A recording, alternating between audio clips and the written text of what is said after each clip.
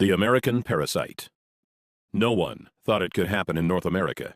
A parasite that uses your body as its personal feeding ground, taking over first your stomach, then your entire GI tract, forcing you to crave the foods it wants, while slowly destroying your body from the inside out. Governments are finally admitting that this is real. Measures have been proposed in New York and the country of Mexico to try and stop it. But by the time you watch this, it may already be too late. My name is Craig Capetta. I'm the Director of Science and Nutrition at Whole Body Research International, and have spent the last 24 months working with my team of doctors and scientists to figure out a way to stop this parasite that is already estimated to be infecting 250 million Americans. Perhaps the scariest thing is that its symptoms come on slowly. You may never even realize your fatigue, weight gain, or lack of sleep is the result of this bad bug, until it finally takes over and forces you to seek medical attention. In the next few minutes, I'm going to show you a simple test you can do to find out whether or not you've been infected, and if so, how to get rid of it before it causes potentially irreversible damage. I'm also going to expose the major government screw-up that allowed this to happen, and how they are now scrambling to fix it. Warning, the information I'm about to share with you is controversial because this parasite comes from the most unlikely place, your food supply. In the next few minutes, I'm going to expose the manipulative practices of several very large corporations, companies like General Mills, Nestle, and Coca-Cola, that they prayed the public would never discover. It's a tangled web of bribery that makes your average politician look like a saint, and they are currently spending tens of millions of dollars in false advertising to try to cover up what they have done. But it's about time someone pulled back the curtain. That's why I've spent a considerable amount of time and my own money over the last few months creating this video that they do not want you to see. So if you're serious about the health of your family, turn off your cell phone, take a seat, and make sure you watch every word of this presentation. What you are about to see and hear may shock you, but it may also save your life. Let's get started. The year was 1950. The death rate by heart disease in America had jumped to an astonishing 30%. Only far back as the 1900s, it was 10%. In just 50 years, deadly heart attacks had increased by a factor of 3 times. People were dropping dead at an alarming rate, and no one could figure out why. Then, on September 24, 1955, America's own president, Dwight D. Eisenhower, suffered a heart attack, sending the entire nation into a panic.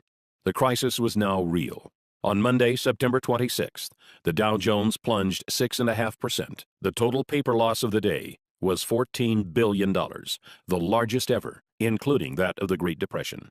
President Eisenhower would not walk again until October 25th, and would not return to the White House until November 11th, nearly 6 weeks later. By this time, the fear of heart attacks was on everyone's mind. Enter government researcher Ancel Keys. Mr. Keys was a Harvard-educated scientist who had helped design rations for the U.S. Army during World War II. Mr. Keys set out to discover why Americans had the highest rate of heart attacks out of any of the first world countries. In what would later become known as the 7-country study, Mr. Keys discovered that Mediterranean nations had the lowest heart attack rates in the world. Their diet also contained the lowest amount of fat. He concluded the American high-fat diet was to blame for our heart attack problem. Correct or not, finally, the public had an answer. In 1956, representatives of the American Heart Association appeared on television to inform the public that a diet which included fats, such as butter and lard, and fatty foods, such as eggs and beef, would directly lead to deadly coronary heart disease. The government's own health officials began recommending people adopt a low-fat diet to protect themselves and their families. Brochures on how to eat low-fat were passed out in schools. No one wanted to suffer the same fate as the president, or worse, drop dead. Most were fine with Mr. Keys' reasoning.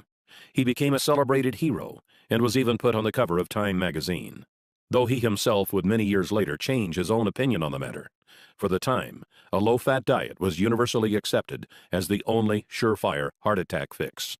Yet there was one sector that wasn't happy with this, and that was the big food conglomerates.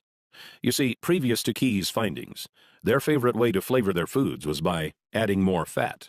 Food scientists had discovered that fat was a flavor carrier. It could deliver taste and odor compounds from different parts of food, and provided texture and mouthfeel that made food taste better. Without fat, food tasted like cardboard. But now, the public was demanding their foods be low-fat. Processed and canned foods began to go uneaten as people turned to more natural, lower-fat alternatives. If it didn't say low-fat on the label, people stopped buying it. The conglomerates scrambled to find new recipes that would allow them to call their products low-fat, yet still taste good. Food scientists were called in by the dozens, and finally they discovered something even better. You see, unlike fat, this new flavor additive was actually addicting. It goes by many different names, but you may know it best as refined sugar. Did the food industry know it was dangerous? Even many doctors of the 1950s would argue they certainly did. As far back as 1808, studies had been done proving sugar was not only unhealthy, but actually toxic. Believe it or not, sugar manufacturers were pulling PR stunts back then, as they do today. In 1808, the Committee of West India, a large sugar conglomerate of the time, appeared before the British House of Commons to offer a prize of 25 guineas, about $1,000 in today's coin, to anyone who could show an experiment that proved sugar was good for feeding and fattening cows, hogs, and sheep. Food for animals has always been expensive. Sugar was extremely cheap, so many farmers took on the challenge, hoping for good results. The 25 guineas would be just a bonus to the new, cheaper food supply. But as you may have guessed, the attempts were a disaster. Many resulted in the death of livestock. One member of Parliament, John Kirwan, took on the challenge himself, trying to feed sugar and molasses to his calves. After the experiment of this well-known, highly ranked politician failed, the Committee of West India gave up. Then, in 1816, the well-known French physiologist F. Magendie did an experiment of his own involving dogs. He determined that dogs fed with water containing sugar and olive oil wasted away and died faster than dogs fed with water alone. This showed sugar not only had no nutritional value, but actually caused negative effects. This shut the sugar manufacturers up, but just for the time being. Flashback to 1957. Fat was out. The food industry had found foods packaged with sugar were winning every taste test. But would the public buy it? As recently as the 1930s, Dr. Weston A. Price, a research dentist from Ohio, had traveled around the world observing different cultures and their diets. In 1939, he published a paper that revealed in horrifying detail what had happened to the teeth and health of those in cultures who had incorporated refined sugars into their food supply. Sugar still had a bad name. The conglomerates would need to make a move. Later, in 1957, noted Professor E.V. McCollum, who is often referred to as America's top nutritionist of the day, published a book called A History of Nutrition. In it, he argued that despite there being dozens of experiments done since the 1800s, proving sugar was bad for human consumption, those experiments were all flawed due to human error. This book was published and marketed with the same ferocity you see with bestsellers today. But where did it come from? No scientist has his own money to publish a book on such a grand scale. And let's face it, A History of Nutrition? It's not a title that will make a book fly off the shelves. A look inside the book revealed it was published and marketed by a company called the Nutrition Foundation, Incorporated. Who was the Nutrition Foundation? I'm glad you asked. It happened to be a front organization for the leading sugar conglomerates of the time, including the American Sugar Refining Company, Coca-Cola, Pepsi-Cola, Curtis Candy Company, General Foods, General Mills, Nestle, Pet Milk Company, and Sunshine Biscuits, about 45 companies in all. And did the Americans buy it? Oh boy, did they ever. Sales of processed foods skyrocketed. All they had to do was put low fat on the label, then dump in a bunch of refined sugar, and it would sell like crazy. A 2012 study by Dr. Robert Lustig of the University of California, San Francisco, revealed that sugar is just as addictive to the human brain as cocaine, setting off the same dopamine triggers and forcing us to crave more and more of it. So it was only natural that humans would begin to consume the new sugared products at a feverish rate. The food conglomerates responded to the increasing sales by using even more sugar. It began to find its way into foods you would never expect, like hot dogs, yogurt, spaghetti, and breads. As the decades passed, obstacles would spring up, but each time, the conglomerates had an answer. In 1965, the Fair Packaging and Labeling Act began, requiring their products to be honestly and informatively labeled. By this time, the public wasn't so hot on sugar anymore, but that made no difference. The conglomerates simply hid the sugar by putting it into new forms and creating new names. This way, people wouldn't see the word sugar on the food label, but it could still be hiding inside. Some names sugar goes by are agave nectar, brown rice syrup, high fructose corn syrup, dextrose, evaporated cane juice, glucose, lactose, malt syrup, molasses, sucrose. Another classic example is when the sugar pushers began putting the word natural into all of their advertising. Made from natural ingredients became their slogan. But all refined sugars are made from natural ingredients. So is cocaine and heroin. During the 1970s, armed with new studies showing the dangers of refined sugars and exposing them in all of their forms, the American public began to wake up. For the first time since the 50s, sales of certain high-sugar foods slowed down. But the conglomerates had prepared for this and had been hard at work developing yet another weapon of their own: artificial sweeteners. Perhaps the most notorious of these was aspartame, more commonly known as Equal or NutraSweet. The story of how it became approved by the FDA is startling. By this time, the diet craze was in full swing, and the diet food market was a billion-dollar industry. It was banned in 1973, and another artificial sweetener, cyclamate, had recently been banned when it was found to cause tumors in tests done on animals. Aspartame was initially also rejected by the FDA, but its developer, G.D. Searle, was not having it. Searle presented the FDA 100 different studies that showed it was harmless, studies G.D. Searle had funded themselves. Why not? They knew if they could get it approved, they would make billions. But despite what their studies said, every time an independent study was done, it was found to be dangerous for human consumption. For the first time in history, the FDA sought criminal investigation into a food manufacturer for misrepresenting the safety tests of a product. What the investigation revealed was shocking. Deceased lab animals from the tests were not autopsied for months or even years after their deaths, so that rotting would render any tumor data inaccurate. Other animals were found to have tumors cut out and thrown away. Then the animals with the removed tumors were labeled as normal. Obvious tumors were labeled as normal swelling. The FDA easily ruled that aspartame would not receive final approval. But what would follow was a set of dirty political tricks that must have made Abraham Lincoln roll over in his grave. G.D. Searle first arranged to actually hire the U.S. attorney who was leading the investigation. Samuel Skinner first resigned from the U.S. Attorney's Office, stalling the investigation, then went to work for Searle. Later that year, Donald Rumsfeld was hired on as CEO of Searle. Yes, the same Donald Rumsfeld that was Secretary of Defense during the Bush administration. He appointed several political buddies to top management positions and proclaimed he would get aspartame approved within 1 year. At the time, Reagan had just been elected, and Rumsfeld was part of Ronald Reagan's transition team, who was in charge of choosing a new FDA commissioner. They appointed a man named Arthur Hall Hayes, Jr. One of Arthur Hayes' first acts as FDA commissioner was to appoint a 5-person panel to review the final decision to reject aspartame. 3 of the 5 panel members still voted not to approve it, citing the animal tumors as a big concern. So what did Hayes do? Simple. He appointed a 6th member to tie the vote at 3-3. Then Hayes, a man who knew nothing of food additives, decided he as a commissioner should get a vote also. He then cast the deciding vote himself in favor of approval. Shortly after this scheme, Hayes resigned from his position as FDA commissioner, after which he was hired by Searle for a position paying hundreds of thousands of dollars a year. I know this sounds like a tale from a political horror movie, but sadly, it is 100% true.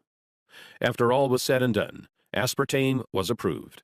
Coca-Cola began using it to make Diet Coke, which they then marketed as a weight loss drink. In that first year alone, the FDA received over 600 consumer complaints reporting headaches, dizziness, and other strange reactions to this new, foreign substance our bodies were never designed to handle. But the food conglomerates had won. And since then, over the last 30 years, more and more of these refined sugars, artificial sweeteners, preservatives, and other unnatural elements have infiltrated our food supply, creating essentially a new diet, without ever giving us a choice. The year now is 2013. Governments have finally wised up and are now backtracking, trying to clean up this mess. In March of 2013, New York Mayor Michael Bloomberg fought to lower sugar and sweetener consumption in his city by banning regular and diet sodas over 16 ounces. This September, Paul van der Velpen, the head of Amsterdam's health service, spoke out to call sugar an addictive drug that should be tightly regulated. And just last month, the country of Mexico made motions to put large taxes on sodas, just like the American government did with cigarettes. But like cigarettes, these dangerous additives have now become what feels like a permanent part of our society. So, what is the result of all this? What do these unnatural things actually do once we put them in bodies? Why did the dogs in F. Magendie's study die faster when sugar was added to their diets? Why are more people getting sick than ever before? Why are more people suffering from obesity than ever before? And why is cancer predicted to soar by 50% by the year 2020? The answer may frighten you, as it did me. Doctors are now saying it could be the widest spread health hazard to hit North America since cigarettes, polio, HIV, or hepatitis. In our lifetimes, this one thing will affect more Americans than all four of these combined. In 2005, molecular biologists at Rice University estimated it was already affecting 70% of the American population. What is it? It's the consequence of the unnatural elements we've been exposed to, and the deep, dark secret the food conglomerates are right now, as we speak, spending millions of dollars to try and sweep under the rug. They have some help from the killer itself, because this disease takes over your body from the inside. Most never even know it is there, until it's too late. Its name is Candida, otherwise known as the American parasite. Candida is a type of fungi, a single-celled member of the yeast family. Where did it come from? Was it carried over on a boat from Africa? Or did it come from livestock? Actually, no. Candida is a natural resident of your digestive tract, along with 25 trillion other bacteria, some good and some bad. So long as the balance stays in order, which scientists say now is 80% good bacteria to 20% bad, your digestive and immune systems will continue to function normally. But here's where the problem starts. Candida is a member of the yeast family. And do you know what yeast likes to eat? You guessed it. Refined sugars, artificial sweeteners, and preservatives. All of the things that have been added to our food supply in just the last 50 or so years. Maybe you did the experiment back in science class, where you put yeast on a petri dish and fed it sugar to get it to grow. That's what's happening in your stomach right now. Let's take a look at that picture again. These are actual Candida albicans growing in a petri dish. When you feed the Candida, it starts to breed, faster and faster and faster. Soon it has outnumbered the good bacteria in your stomach. Then it makes its way into your upper and lower intestine and throughout your entire GI tract. Before long, it begins to expand into other parts of your body, resulting in serious medical problems that can cripple your ability to enjoy a happy life. Fatigue, weight gain, sleeplessness, bloating and gas, irritable bowel syndrome, constipation, skin problems, fungal infections. These are just the start of the havoc Candida can wreak onto your body. If you're suffering from any one of these symptoms, it's very likely this parasite is to blame. When you take antibiotics, Candida growth accelerates even faster, as antibiotics kill off many of the good bacteria that would otherwise keep it in check. It's because of all this, doctors estimate that currently, at the time this video was being produced, in the fourth quarter of 2013, 80% of all Americans suffer from some degree of Candida overgrowth. Dr. David Perlmutter, a personal advisor to Dr. Oz, who you may know from the show, and his current New York Times bestseller Grain Brain, recently stated, "Those of us who deal with this health condition in a clinical setting are witnessing what now seems almost epidemic." Dr. David Perlmutter. The reason Candida is so dangerous is because it directly affects your digestive system, which is the largest internal organ in your body. It's also the home of your immune system. So when your digestive tract is weakened, so is your ability to combat sickness and disease. Left untreated, it can begin to affect every area of your life. Here is a list of common Candida symptoms composed by Dr. Mark Hyman, recognized Candida authority and best-selling author of The Blood Sugar Solution. General symptoms include chronic fatigue, loss of energy, general malaise, decreased libido, sensitivity to foods, chemicals, or other allergens, eczema, psoriasis, irritable bowel syndrome, toenail fungus. Gastrointestinal symptoms include thrush, bloating and gas, intestinal cramps, rectal itching, altered bowel functions such as diarrhea or constipation, yeast infections, frequent bladder infections, irritable bladder. Hormonal complaints include menstrual irregularities like pain or bleeding, premenstrual syndrome, thyroid dysfunction. Nervous system complaints include depression, irritability, inability to concentrate. Immune system complaints include allergies, chemical sensitivities, low immune function. And if your past history includes chronic yeast infections, chronic antibiotic use for infections or acne, oral birth control pill usage, or oral steroid hormone usage, your chances of having candida overgrowth are greatly increased. One of the scariest things about candida is the way it begins to reprogram you to crave more of the foods it wants. It hijacks taste buds, brain chemistry, and hormones to make you want foods that make it grow faster and mess you up even more. Breads, sugars, refined carbs, sodas, fried foods, carb-heavy foods like pizza and pasta, and of course, desserts and sweets. Do you often find yourself craving these things? If so, it's probably not because you're a naturally unhealthy eater, but because the bad bacteria has taken over. It's like they're down there in your stomach yelling, "Feed me!" forcing you to want foods that worsen your condition, make you gain weight, and make it literally painful for you to go on a diet that doesn't include them. Candida has also been linked to many studies showing it could be the #1 cause of obesity. As Doctors Carolyn Dean and William Crook write in their 2005 book, The Yeast Connection in Women's Health, most women don't have even an inkling that their symptoms could be caused by yeast overgrowth in their bodies. The number of women suffering in silence, not even knowing what is really wrong, and blaming themselves for failing is, I believe, literally numbered in the millions. Millions of women who can't lose weight and have no idea why. The same holds true for men. Once the excess yeast is destroyed, many find they are able to lose the unwanted weight quickly and easily, even that stubborn belly fat most diet plans can't touch. So now let's talk about how to fix it. Here's the good news. To start feeling better, you don't have to necessarily get rid of all of the candida. You just need to balance them out. As I mentioned before, your gut is also home to a lot of good bacteria. To start feeling your best, you just need to get to the 80-20 balance. 80% good bacteria, 20% bad bacteria. There are two ways to do this. The first is going on a real, all-natural diet. That means completely eliminating all processed foods, refined sugars and carbs, artificial sweeteners, and also white breads. Then supplement your body with foods that are high in a special kind of good bacteria called probiotics. Probiotics are clusters of good bacteria that, like a powerful army, go into your stomach and form colonies that far outnumber the candida. They were first brought to attention in 2008 by Nobel Prize-winning physiologist Eli Mechnikov. Noting that Bulgarians at the time lived longer than anywhere else on Earth, he set to find out why, and deduced that it was because of their yogurt-heavy diet. He even named the first probiotic strand he discovered, Lactobacillus bulgaricus, as a tribute to them. Foods that are high in probiotics include sauerkraut, kefirs, olives, and fermented vegetables. Eliminate the unnatural elements from your diet and start eating those foods, and your gut will eventually balance itself out. But let's be realistic. In today's world, that is nearly impossible. Who wants to never eat out at another restaurant, or never go over to a friend's place for dinner? Luckily, there is now a better way.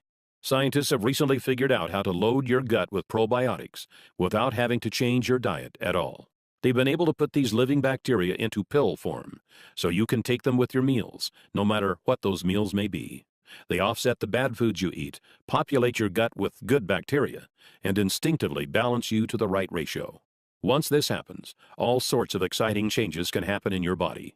You have more energy, feel more alert and more active. You can focus better on work. You feel smarter, more productive, more creative.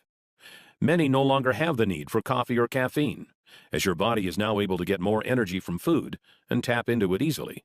Dr. Alan Walker, professor of nutrition and pediatrics at Harvard Medical School, recently stated, "Evidence from clinical research demonstrates that adding good bacteria to the diet promotes a healthy digestive and immune system. This makes your disease-fighting ability stronger, so you get sick less often." In a 2001 study, Children from daycare centers in Helsinki, Finland, were given milk with and without probiotics. Those who drank the probiotic-enhanced milk were 17% less likely to get a respiratory infection and 16% less likely to call in sick because of illness. Harvard Medical School has also recently gone on record to proclaim probiotics' effectiveness at preventing vaginal yeast infections, as well as antibiotic-induced diarrhea. Dr. Michael F. Roizen, New York Times best-selling author and chief wellness officer at the Cleveland Clinic, recently said, "Taking probiotics is a habit that can really benefit the digestive system, which is intricately connected to our overall health." Many also find weight begins to fall off, since your gut processes food more efficiently.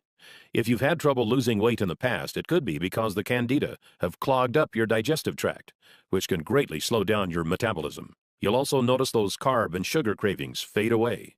You actually find yourself craving good, healthy foods that make you look and feel great. All in all, your digestive tract contains 60% of the cells in your body, so it's no surprise that clearing it up can make you feel like a whole new person. Oh, and before I go, I feel it's important I tell you about one more thing. It's important we talk about the costs of not taking care of your gut, because this is not a problem that fixes itself. If you are currently suffering from fatigue, irritable bowel syndrome, skin rashes, reduced sex drive, low energy, obesity, or lack of sleep, then chances are you are one of the 80% of Americans who has some form of candida overgrowth. Unless you are willing to make an immediate, drastic change to your diet, symptoms will only worsen for you as the bad bacteria continues to grow. Think of it this way. Imagine if all of a sudden you decided to never brush your teeth ever again. The plaque buildup that would form is not unlike what goes on in your gut when it's untreated. Sure, you'll be fine for a while, but eventually you'll begin to get cavities and mouth rot, and then you lose your teeth, and you are out of luck. It's very likely the exact same thing is going on in your gut right now. The food that causes bad bacteria to grow on your teeth is the same food that goes into your stomach right after. So it only makes sense that it would cause bacteria growth there also. But in your gut, the consequences are much more severe. While your mouth and teeth are certainly important, they are just a small part of your body. Your digestive tract is your core. It actually contains 10 times as many cells as the entire rest of your body. Untreated, it could begin to affect your health in ways I'd never wish upon anyone. Bad breath, constipation, acid reflux, indigestion, fatigue, lack of sleep, skin problems. These are just the early symptoms. The scariest part is that with 70% of your immune system in your digestive tract, if it can't function properly, you become susceptible to not just getting sick, but to some very nasty diseases like ulcerative colitis, lupus, multiple sclerosis, and arthritis. And those can't be cured by balancing your gut. That's why it's critical you get this handled now, before it's too late. Fortunately, there's an easy way to fight back against the bad bacteria. Simply take 1 capsule of probiotics daily, preferably with a meal. Within just a few days, you'll feel exciting changes in your body. You'll find yourself sleeping better and waking more rested, but with new, exciting energy. You are ready to take on the world. You are no longer tired after meals and no longer find yourself craving bad foods. But when you do cheat once in a while with pizza or ice cream, you still feel great knowing it's not going to go straight to your hips. Don't be surprised if your bathroom habits become more regular. Since you are no longer a slave to your gut, multiple trips to the toilet are a thing of the past. Weight may also begin to fall off, as your body is now a food-burning machine, no longer a fat and sugar storage hub. You'll probably also discover you no longer find yourself needing caffeine, carbs, or sugar. Many claim their sex drive goes up as your body feels younger, sexier, and more vibrant. Your skin may even appear younger and firmer, as your body is better able to bring the nutrients from your food into your skin, replenishing your cells and giving you a healthy, youthful shine. And then, I can't tell you exactly when it will happen. It may be in a few days, or it could take a few weeks, but it certainly will happen. It's something I call the magic moment. The magic moment is when you wake up one day and realize that something is different. Your senses feel more powerful. You are more alert, centered, and on point. The air feels crisp, and your body feels alive. Your serotonin levels have soared, and your soul just feels like everything is right. Then you realize that's the way we humans were supposed to feel all along. And now that your body is running like a finely tuned machine, you know that you always will feel this incredible. It's a feeling you can't really put a price on. Our health is our most precious asset. Without it, we can't fully enjoy anything else.